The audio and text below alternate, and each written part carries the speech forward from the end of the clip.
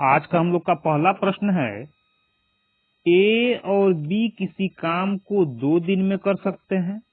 यदि ए अकेले उसी काम को 4 दिन में कर सकता है तो बी अकेले उसी काम का 19 गुना कितने दिन में करेगा, ये हम लोग को बताना है। क्या कहा जा रहा है, ए और बी मिलकर किसी काम को करता है तो काम 2 दिन में खत्म हो जाता है। उसी काम को ए अकेले करता है तो 4 दिन लगता है। ए को कितना लगता है, 4 दिन। तो कहा जा रहा है कि बी अकेले उसी काम का 9 गुना। अब उसी काम का 9 गुना से पहले ये निकालना होगा कि बी अकेले यदि उसी काम को करेगा तो कितना दिन में करेगा, यानी बी का टाइमिंग निकालना है। तो बी उसी काम को यदि अकेले करेगा तो कितना समय लग जाएगा, तो बी के द्वारा लगा समय बराबर दोनों का गुणनफल 8 डिवाइडेड बाय दोनों का अंतर। अंतर कितना आ गया, अब यहाँ निगेटिव पॉजिटिव से कोई मतलब नहीं है, बस देखना है कि 4 में से 2 गया तो 2 आया। इस अंतर से इसको भाग देंगे, 4 दिन आया।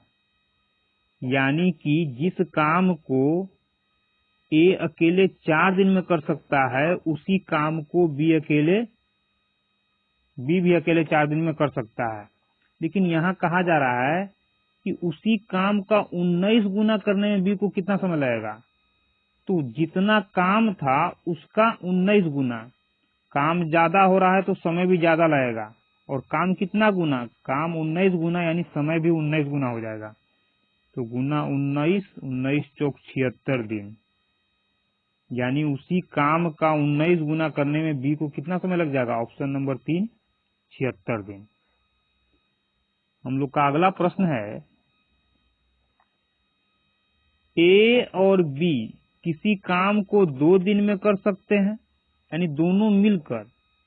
ए अकेले उसी काम को यदि 4 दिन में कर सकता है तो बी अकेले उसी काम का 17 गुना कितने दिन में करेगा। वही काम करेंगे, ए और बी दोनों मिलकर किसी काम को 2 दिन में कर सकता है। ए अकेले उस काम को 4 दिन में कर सकता है। तो सबसे पहले निकालेंगे कि बी उस काम को अकेले कितने दिन में करेगा, यानी बी का टाइमिंग। तो बी का टाइमिंग के लिए क्या करेंगे, दोनों का गुणनफल डिवाइडेड बाय दोनों का अंतर। तो 4 और 2 का अंतर 2 आया, 2 से भाग देंगे 4, यानी 4 दिन में बी अकेले उस काम को कर सकता है। करना क्या है, उसी काम का 17 गुना। तो काम 17 गुना तो समय भी लगेगा हम लोग को 17 गुना, 17 चौक 68। ऑप्शन नंबर 3, उसी काम का 17 गुना करने में बी को 68 दिन का समय लगेगा। हम लोग का अगला प्रश्न है, एक टंकी 3 पाइप द्वारा एक समान प्रवाह के साथ भरी जाती है। पहले 2 पाइप एक साथ चलने पर उतने ही समय में टंकी को भरते हैं जितने समय में तीसरा पाइप अकेले टंकी को भर देता है। दूसरा पाइप टंकी को पहले पाइप की तुलना में 5 घंटा तेजी से और तीसरे पाइप की तुलना में 4 घंटा धीमे भरता है, तो पहले पाइप को टंकी को भरने में कितना समय लगेगा, ये हम लोग को निकालना है। तो सबसे पहले क्या देखें हम लोग, पाइप कितना है, 3। पहला पाइप, दूसरा पाइप और ये हो गया हम लोग का तीसरा पाइप। 3 पाइप हो गया।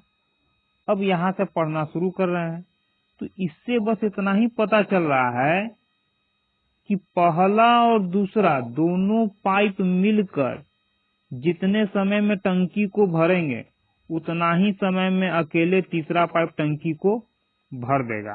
यानी कह सकते हैं कि पहले और दूसरे दोनों के द्वारा लिया गया समय तीसरे नल के द्वारा लिए गए समय के बराबर है। बस इससे ज्यादा तो कुछ पता चला नहीं। तो समय लाएंगे कहां से हम लोग, अब समय लाने के लिए और आगे पढ़ेंगे। कहा जा रहा है कि दूसरा पाइप टंकी को पहले पाइप की तुलना में 5 घंटा तेजी से भरता है। दूसरा पाइप किसकी तुलना में, पहले पाइप की तुलना में 5 घंटा तेजी से चलता है। तो मान लेते हैं कि पहले पाइप को यदि समय 1 घंटे का लग रहा था तो दूसरे पाइप को कितना लगेगा, दूसरा पाइप 5 घंटा फास्ट चल रहा है।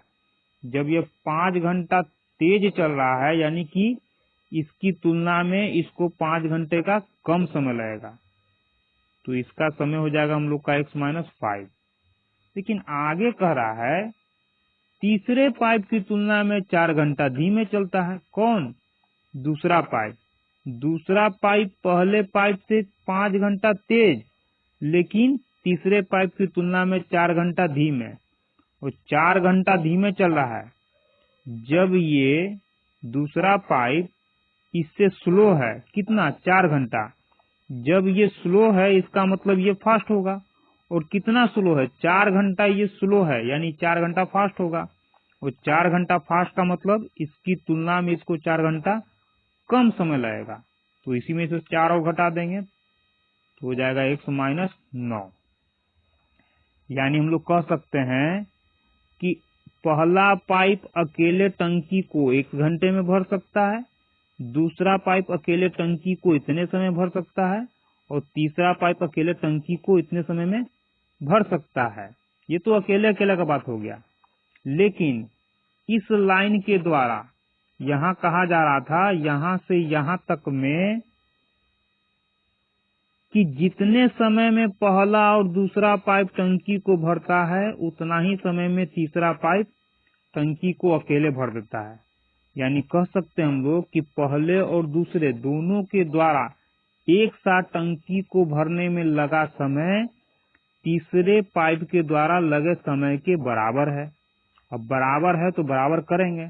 बराबर कैसे करेंगे, तो पहला पाइप अकेले टंकी को इतना समय भर सकता है, दूसरा इतना समय में, दोनों मिलकर यदि उसी टंकी को भरेगा तो समय कितना लेगा, तो इसके लिए समय हो जाएगा हम लोग का दोनों का गुणनफल, यानी पहले पाइप और दूसरे पाइप के द्वारा अलग अलग लगा समय का गुणनफल डिवाइडेड बाई दोनों का योगफल। यानी इसको और इसको जोड़ करके लिखेंगे तो x में x जोड़ेंगे 2x और ये हो जाएगा -5।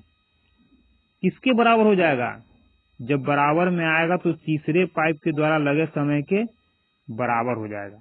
अब इसको हल करके हम लोग x का मान निकालेंगे। तो सबसे पहले इसको यहां से हटाएंगे तो इसके साथ हम लोग का क्रॉस करके यहाँ गुना में आ जाएगा। अब इसको हम लोग हल करेंगे तो x में x से गुना करेंगे तो हो जाएगा x², x में -5 तो होगा -5x इक्वल, x में 2x से करेंगे 2x², x में -5 से करेंगे -5x, -9 में 2x से करेंगे तो -18x, और -9 में -5 से करेंगे तो हो जाएगा -+ 45।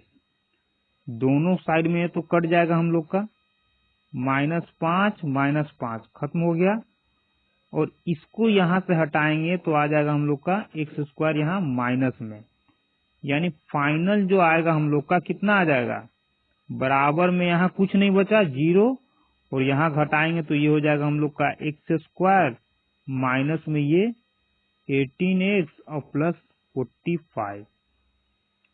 अब इसका गुणनखंड करेंगे तो 18 का ऐसा खंड करना है, यानी 45 का ऐसा गुणनखंड करना है कि माइनस में 18 आ जाए। तो 15 या 45 होता है, और इसको 18 को लिख सकते हैं हम लोग -15 -3। ये तो हो गया 18 के लिए। अब यदि x का मान निकालना हो तो फाइनल x का मान आएगा हम लोग का, जो यहाँ दे रहा है उसका साइन चेंज होकर के, यानी x का मान 15 और 3 आ जाएगा। क्योंकि ऑप्शन में कहीं 3 है नहीं तो हम लोग का फाइनल आंसर क्या हो जाएगा, 15। यानी कि पहले पाइप को अकेले टंकी को भरने में कितना समय लग रहा था, x, और x का मान आ गया हम लोग का 15, तो हम लोग का आंसर हो जाएगा ऑप्शन नंबर 2, 15 घंटा। अब इसको बनाने के लिए हम लोग ऑप्शन से ही बना सकते हैं, लेकिन टाइम हम लोग का समझने में उतना ही जाएगा।